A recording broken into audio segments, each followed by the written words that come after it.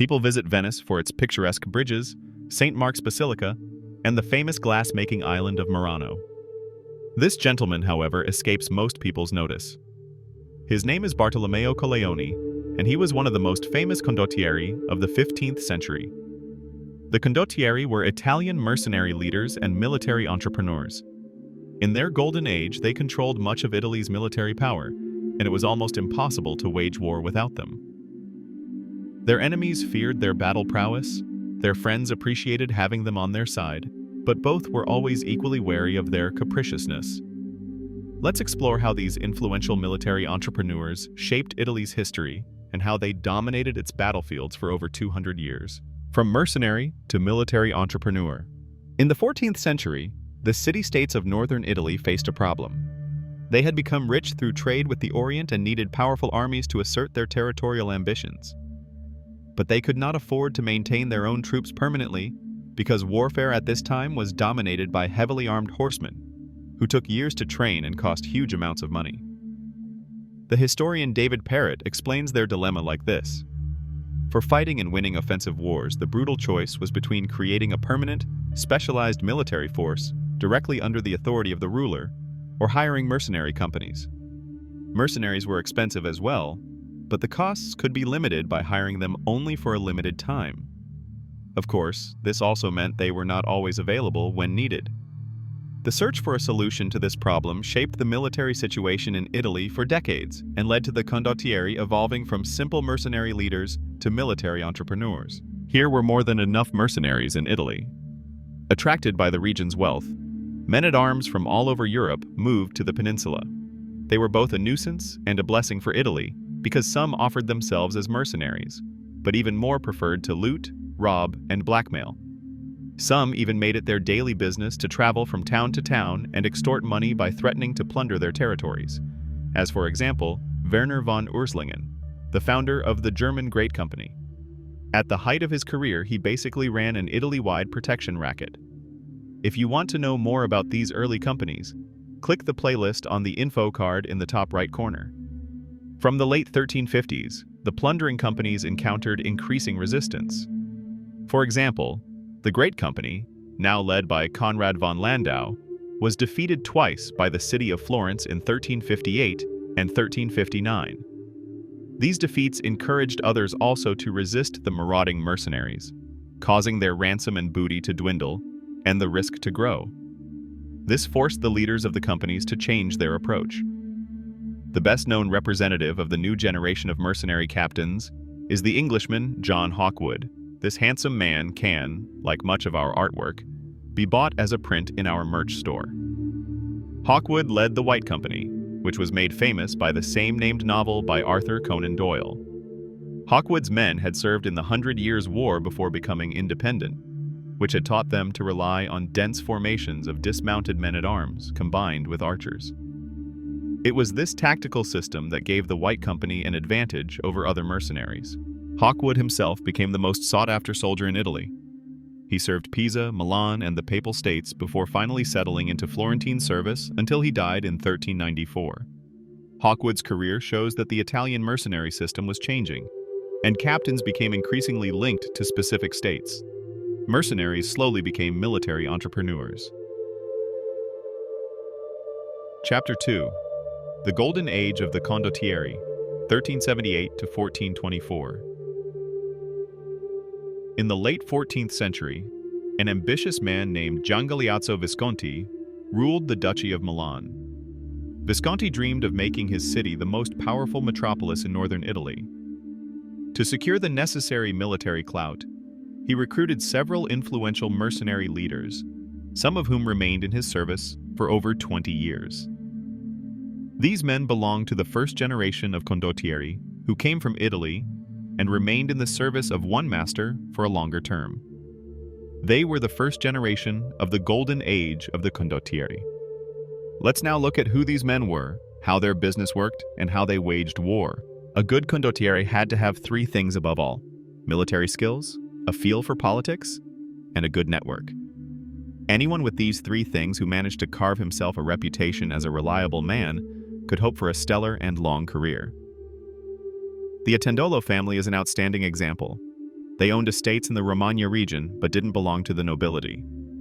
One of their sons, Muzio Attendolo, joined the Condottieri Alberigo da Barbiano as a young man and then worked his way up the ranks until he owned his own company. When Muzio died, his son Francesco inherited his company. He led it so successfully that the Duke of Milan finally gave him the hand of his 5-year-old daughter and heir, Bianca Maria Visconti, in order to tie him to the Duchy of Milan. After the death of his father-in-law, Francesco became Duke of Milan and, with that, one of Italy's most influential men. His family, now nicknamed Sforza, from Italian force or power, became one of Italy's leading noble houses. But careers like this were an exception, as most of the condottieri were of noble birth. Usually, only nobles had the necessary social and economic capital to recruit and maintain troop units. The condottieri were hired by states and wealthy individuals to raise, organize, and lead a mercenary army for them. They were, therefore, military entrepreneurs in the truest sense. In most cases, their service worked something like this. The conditions of employment, most importantly the amount of pay, the duration of service, and the number of men were agreed upon in a contract, a so-called condotte, which is where the term condottiere comes from. The employer then paid an advance, usually around a third to half of the agreed pay, which the condottiere used to prepare his troops. He had to bring them up to the required number, equip them, and move them to the place of deployment. Because all of this was very expensive, the condotte was only considered activated once the advance was paid. However, the condottiere also had to be able to maintain his troops himself. From time to time, a condottiere had no employment, which could prove fatal if he couldn't pay and provide for his men during this time. After all, who hires a mercenary leader without mercenaries? Cooperation between the cities and the condottieri rarely went smoothly. The most frequent issue was pay. The condottieri were notorious for using their military superiority as leverage to force better terms, while the cities tended to fall behind with their payments. When this happened, the condottieri did not hesitate to get their pay in other ways. For example, when Florence dismissed Alessandro Sforza before his contract ran out, he compensated himself for the outstanding pay by robbing a Florentine merchant caravan. Given the military superiority of the condottieri, the cities had few options for enforcing the agreed terms of the contract. If possible, they hired several companies to play both ends against the middle in the event of a dispute. But of course, only larger cities could afford to do this. One of the few alternatives was to threaten the condottieri personally, or, in extreme cases, even get rid of him. Jacopo Piccinino, for example, was thrown out of a window in 1465 because his employer, the King of Naples, distrusted him but considered him too dangerous to dismiss him. However, such cases were rare. Much more often, differences were settled by dismissals or fines. For example, it was common to withhold pay if the mercenaries did not perform as agreed, and to dismiss the condottiere if he disobeyed orders or misbehaved. For the cities, the best way to ensure smooth cooperation was always to pay regularly and according to the contract. The most important means of payment was cash. The sums involved were so enormous that many cities had to strip their treasuries to pay the condottieri. Of course, part of this went towards running costs, but normally, there was still a tidy sum left for the condottieri himself. Bartolomeo Colleoni, whom we met in the introduction, owned his own castle, extensive estates, and had amassed a cash fortune of 232,000 florins by the time of his death in 1475, which would roughly correspond to a purchasing power of $150 million today. This is also how Colleoni got his statue. He bequeathed his fortune to Venice, on condition that the city erected a monument to him. Long-serving captains were also rewarded with land, privileges, and titles.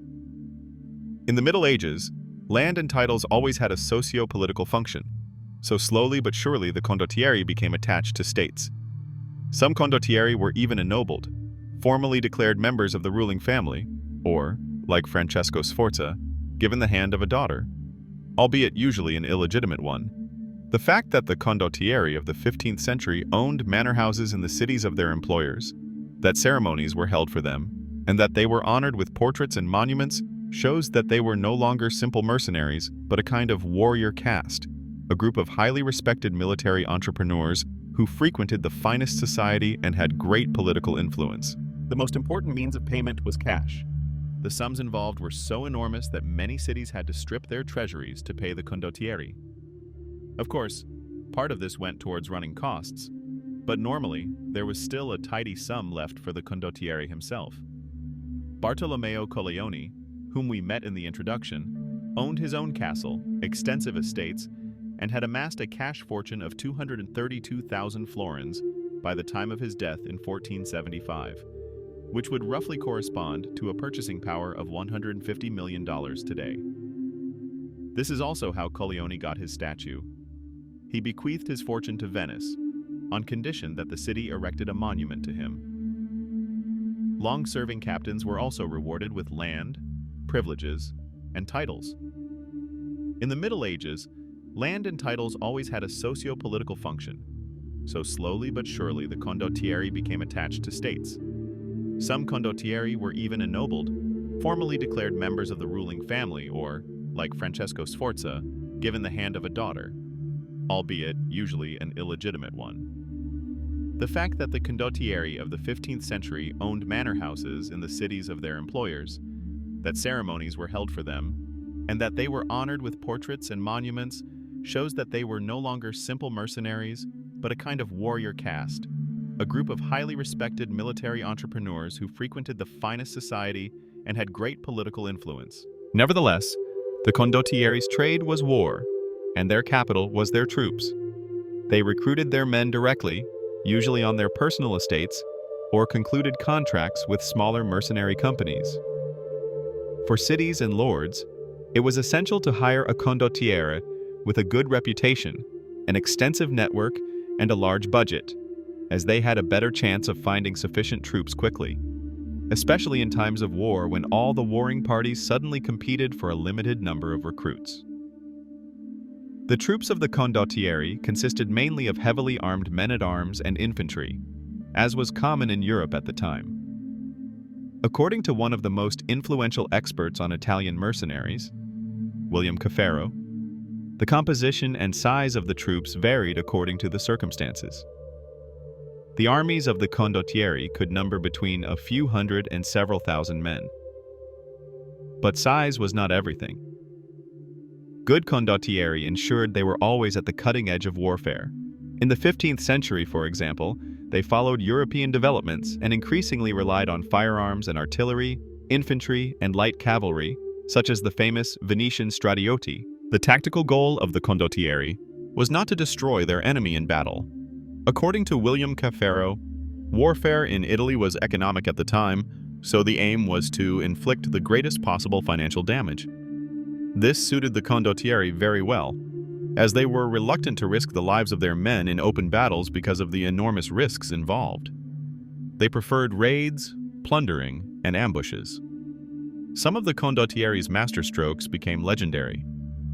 One example is the so-called March Through the Snow by Erasmo da Narni, better known as Gatta Melata, the Spotted Cat. In 1483, Niccolò Piccinino, a condottieri of Milan, besieged the city of Brescia, which belonged to Venice. Gatta Melata was trapped in the encircled city, and all routes to the south and east were blocked. Without Gatta Melata's troops, however, the rest of the Venetian territory was practically unprotected. Because of this, he decided on a maneuver almost worthy of the great Carthaginian general Hannibal's crossing of the Alps. He marched his 3,000 mounted soldiers and 2,000 foot along a narrow, snow-covered path around the mountains north of Lake Garda, and thus escaped the blockade. Tricks like this are characteristic of condottieri warfare. When it did come to a battle, many condottieri resorted to the methods that Hawkwood and his White Company had brought to Italy. They had their men-at-arms dismounted and lined up in compact formations with long pikes, while archers and artillery tried to provoke the enemy into attacking. In the 15th century, two schools of condottieri emerged, each using different tactics: the Sforzeschi and the Bracceschi. These schools trace back to Muzio Attendolo Sforza and Braccio da Montone, two influential mercenary leaders. Sforza relied on a loyal core of troops from his homeland, the Romagna, which he deployed in large blocks and relied on masterful timing, while da Montone relied on speed and daring, and divided his men into small groups, which he constantly rotated to control them better and always have fresh reserves. Nevertheless, the two schools also had a lot in common. Both focused on strict discipline and saw the key to success in efficient cooperation between infantry and cavalry. Caffaro, therefore, thinks these were two rival groups connected by family ties and common regions of origin rather than proper tactical schools. This fits very well with the fact that the Condottieri in the 15th century were a limited group of military experts. They knew each other and had often already fought against or with each other. Just how comprehensive this network was is most evident at the Battle of Aquila in 1424, in which the Sforzeschi and the Bracceschi faced each other directly. According to the historian Michael Mallet, the list of the commanders in the two armies at Aquila could almost be used as a roll call of the leading soldiers of the next generation. The battle took place on a hot summer's day on a plain near the city of Aquila, which Braccio da Montone besieged. When a numerically far superior relief army consisting of Sforza and Neapolitan troops marched up to the town in June, Braccio turned away from the siege to face this immediate threat. He wanted to keep the Sforza troops on his right at bay, while smashing the Neapolitans in the center and on his left. But this failed completely. The Neapolitans intercepted his attack, and then launched a devastating counterattack, and the Sforza troops could not be stopped either. When Braccio's lines began to collapse, his second-in-command, Niccolo Piccinino, who was supposed to keep the defenders of Aquila at bay, rushed to his aid. This was a mistake, as became clear when the townspeople joined the fray and attacked Braccio from the back. The defeat was devastating. Braccio himself was wounded in the neck and died a few days later. The time of the two schools did not end with the death of their founders. The names Sforza and Braccio were used as battle cries for almost the entire century. By the time of the Battle of Aquila, the states of Italy had made their relationship with the Condottieri more permanent. They tied the mercenary leaders of their choice closer to them by increasingly regulating their service. Conversely, the Condottieri system was now so well established that it was almost impossible for a city to wage war without them. They controlled a large part of Italy's military capacity. Nevertheless, availability remained a problem. One solution was the condotte in aspetto, a contract that required the mercenary to keep himself available. However, as he only received a portion of his pay, usually about a third, this solution did not work long-term. Consequently, it was used more as a preparatory phase for an upcoming conflict. The only way for the city-states to really solve the problem was to bind the mercenaries to themselves more permanently. Chapter 3. The domestication of the Condottieri. After the Battle of Aquila, the ongoing rivalry between Milan, Florence, and Venice plunged northern Italy into 30 years of almost uninterrupted war. According to Michael Mallet, this finally led to the solution of the availability problem. The various ways the city-states had used to tie the Condottieri to them before the Battle of Aquila, such as marriage, granting lands or ennobling the mercenary leaders, were now consolidated and institutionalized. Venice played a key role in this. Until the beginning of the 15th century, the Republic had focused on its overseas activities. When it began to expand its territory in Italy and quickly conquered Friuli, Brescia, and Bergamo, it needed permanently available troops more than ever. As mercenaries were still the most sensible option, Venice expanded the condotte in aspetto into a system of regular, renewable contracts and arranged the necessary administration and infrastructure. Permanent quarters were set up, wages were paid in several small sums instead of one lump, and the military administration was expanded to control and coordinate the mercenaries' activities. Particularly important were the so-called collaterali, officials responsible for the administration of the army. Unlike the provveditori, who had performed this task in the 14th century, they remained in office permanently and thus ensured continuity. According to Mallet, the Republic created the structures for a standing army and applied them to mercenary troops. The other northern Italian states quickly followed Venice's example.